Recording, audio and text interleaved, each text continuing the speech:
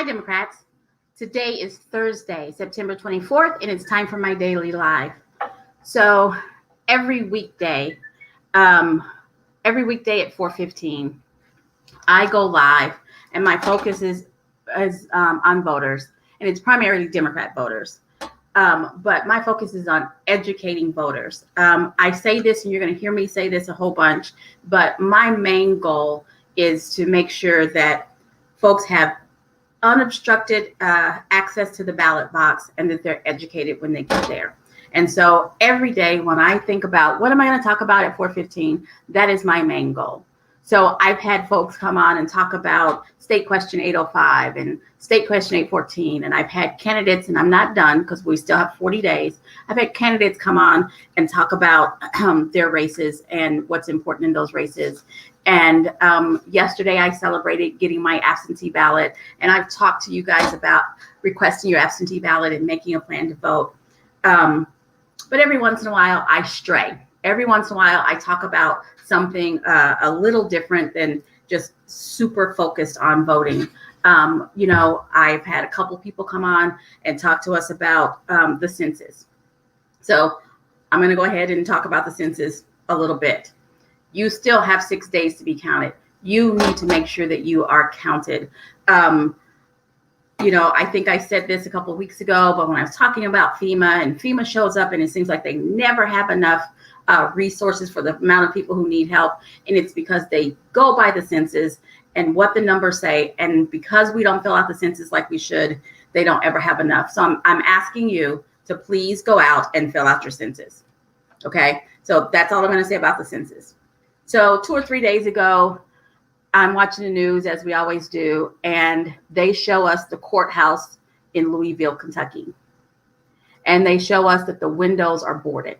This is 2 or 3 days ago, and I don't remember when because it was just in passing. But when I saw it at that time, I said to myself, yeah, this is not going to be good, right? Because it wasn't like hurricane boarding where they go get the big square boards, and no matter what the window shape is, they just hammer up the wood square boards and protect their windows. No, in Louisville, they took the time to measure the windows, and the windows all had like an arched shape, right? They measured all the many, many windows, and they installed the wood planks to make sure that the windows would be safe. So at that time, I tried to prep myself. I tried to get my mind around what was going to happen. And I thought I was okay. Yesterday, when it came down, I still thought I was okay. People started calling and checking on me, and I kept saying, I'm okay. I'm okay. I woke up this morning and, I'm not okay.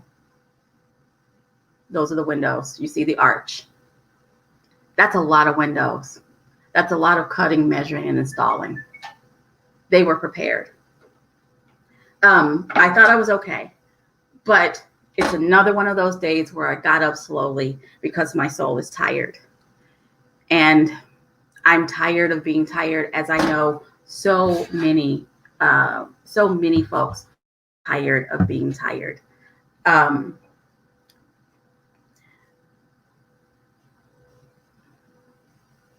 need to say, I wish I'd never heard of Breonna Taylor. I wish I never heard of George Floyd, Terrence Crutcher, Glendo Castillo, Tamir Rice. I wish I'd never heard of these people, because the way my life is and the way their life is, where I live, where they live, chances are we would have never crossed paths, and I would have never heard of them. But I heard of them because they were killed by the police. And in most instances, nothing happened. There's a saying that we're tired of the hashtags. We are tired of the hashtags. We're tired of the hashtags. So scrolling across the bottom are strong Black women that I know. And I am holding space for them because we're tired, guys. So I am going around doing the things that I do as a Democrat. And I get a call today. Some woman I don't know found my phone number, called me on my phone to say to me, Protests during the pandemic are unsafe. And what is the Democratic Party doing to stop protests during the pandemic? It doesn't matter if they have on masks. They're out there raising our threat level. And for those who know me, I try to be pretty even-keeled. I have a temper, but I try very hard for it not to flare. Because I don't think that the loudest voice is the right voice. And so I try not to yell. I rarely use profanity, although I will say, since I've been chair, I've used it a lot more. But, and there was no profanity in this conversation, but she kept talking to me about how people needed to wait until after the pandemic to protest. That people needed to just sit down and have calm conversations. And I lost it. And I said to her, listen, if this could have been resolved with a calm conversation, we wouldn't be here. If this could have been resolved with a respectful protest, we wouldn't be here. We just wouldn't. I'm not a protester. I've been to very few protests in my entire life. But I absolutely believe that there is a need for the protest. I say this often, that I believe that a protest is the flashlight and the megaphone for the problem. And it makes people whose lives that it doesn't attack every day, it makes them have to stop and pay attention. And then there is the legislature that is supposed to be passing laws, that is supposed to be changing the system.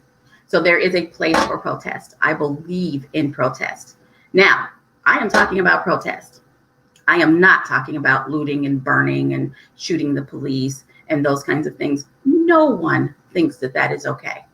And I won't be quoted as if I think that that is okay. Those aren't the same things.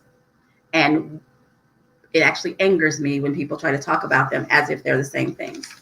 So this lady who called me today, tried to assert that George Floyd, we just heard about the injustice of Breonna Taylor, and this lady calls me today about George Floyd. She wanted to assert that George Floyd was a criminal, and all of these protests started because of the behavior of a criminal. And I said, oh my goodness, look at us. We agree. We absolutely agree. All of this started from the behavior of a criminal. The protest that started in May started because of the behavior of a criminal, and the criminal is Derek Chauvin. He is the man who murdered someone. Now, we don't know if George Floyd actually passed a bad 20, but let's accept the premise. Let's say he passed a bad 20. That is illegal. Don't support or condone that. But last I checked, what is supposed to happen is he's supposed to be arrested, have a jury of his peers, and can be convicted and serve his time, not be murdered on the street. So what I said to this woman was, I will talk to you about protests when you talk to me about police brutality. We talked around and around in circles. She never wanted to talk about police brutality. She just wanted to talk about how protests in the pandemic and protests in COVID. And I like to hear what other people think, because I think what I think, and it's based on who I am and how my parents raised me and how my siblings molded me. And I don't know which one's what's the most, my parents or my siblings, but I am who I am. I've made these decisions based on this time walking on earth. So I like to hear other people's thoughts.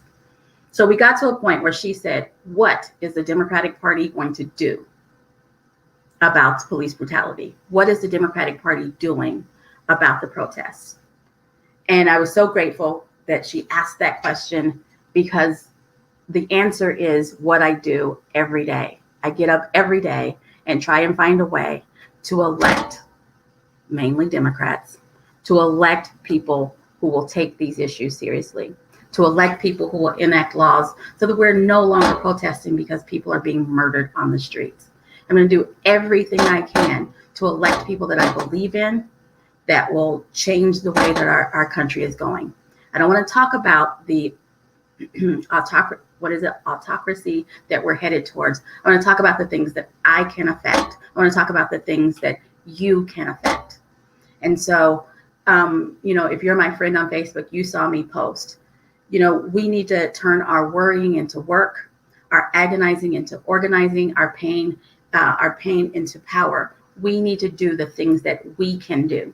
And the things that we can do is make sure that we're registered and ready to vote, and that everyone we know is registered and ready to vote. So I challenge you guys. We have 15 days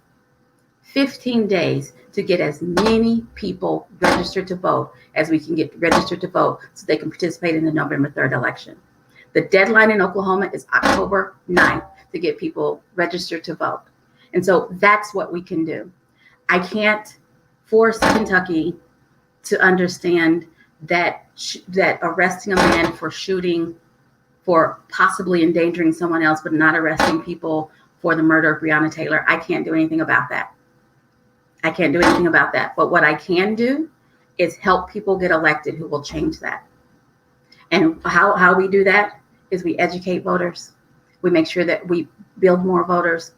We make sure people are registered, and we educate voters. That's something that everyone who can hear me, and people can become precinct workers too. But that's something that everyone who can hear me can do. You can help someone get registered to vote. You go down to your county election board and ask them for a stack of voter registration forms. They will give them to you. You do not have to be associated with the organization. They will give them to you. So I'm challenging everyone who is watching this, be it now at 4:27 on September 24th. If you see it later, register at least 5 people to vote. That's a thing that you can do. And when you're done doing that, find a local candidate to support. Find a local candidate that you can go out and drop literature for, that you can write postcards for, drop off signs, or even just tell other people about. Share their social media, donate money, find a local candidate, because that's what you can do today to affect change. I'm sorry, it's a little heavy. I'm really sorry, but that's where I am today. I'm begging everyone not to lose focus. I need you not to lose focus. We have 40 days till the election, and they're doing, I'm going to say they, and everything is being done right now to try and suppress your votes. Everything is being done to make you think that your vote doesn't matter and that you shouldn't worry about voting. Don't buy it. Your vote is valuable, which is why they're trying to steal it. Please make sure you're registered to vote. The deadline is October 9th. You still have time to request your absentee ballot. If you have your absentee ballot, color in your squares and get it turned back in. Get it turned back in so that it can be counted. You guys have a great day. I'm going to try not to be so heavy tomorrow. And I will be back tomorrow at 4:15.